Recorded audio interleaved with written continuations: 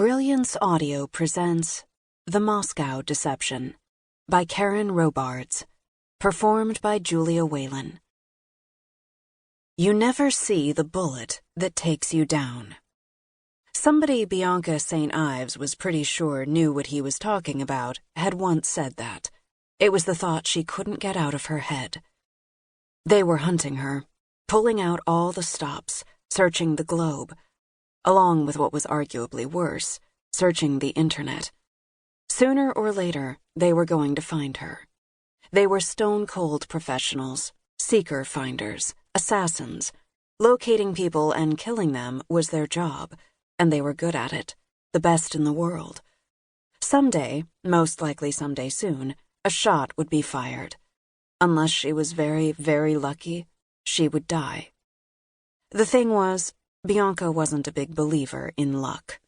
She was a big believer in preemptive strikes. Which was why, at 7:58 p.m. on a cold, rainy Thursday in November, she was in Great Falls, Virginia, a swanky bedroom community not too many miles from D.C., staring down the scope of a sniper rifle at a man's shadowy figure as she prepared to blow his brains out. "Here's looking at you, kid." Cloaked by darkness, she lay flat on her stomach beneath the branches of a towering, too-fragrant blue spruce, settling the stock of the .300 Winchester Magnum bolt-action rifle into a more comfortable position against her shoulder.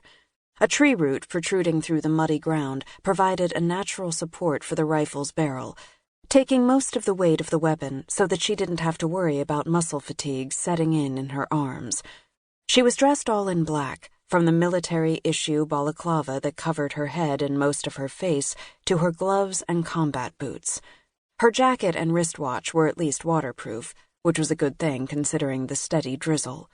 The rest of her was already damp and cold. The temperature was in the mid-30s. If shivering counted as exercise, she was the workout queen. Through the WinMag's magnifying scope, she carefully zeroed in on her target. When he was in D.C., he was a creature of habit, and he habitually arrived home at 8 p.m. Right now, he was in the back seat of the big, black car rolling up the oak-lined driveway of a 2-story, 10,000-square-foot brick mansion at 12 o'clock to her position on a small wooded rise in the enormous front lawn of the property across the street. The mansion where he lived came equipped with multiple layers of protection, including motion-activated security lighting, real-time monitoring via surveillance cameras, and a rotating quota of armed guards, complete with large dogs patrolling the 5-acre property.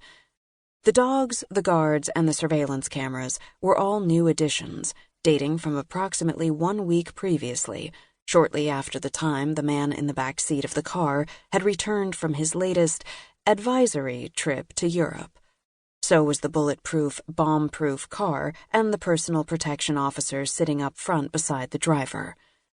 "Expecting trouble much?" Bianca silently asked her target. Was she the trouble he was expecting?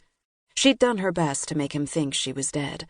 He was either a careful man, or he wasn't convinced of her death, or he had more enemies out there.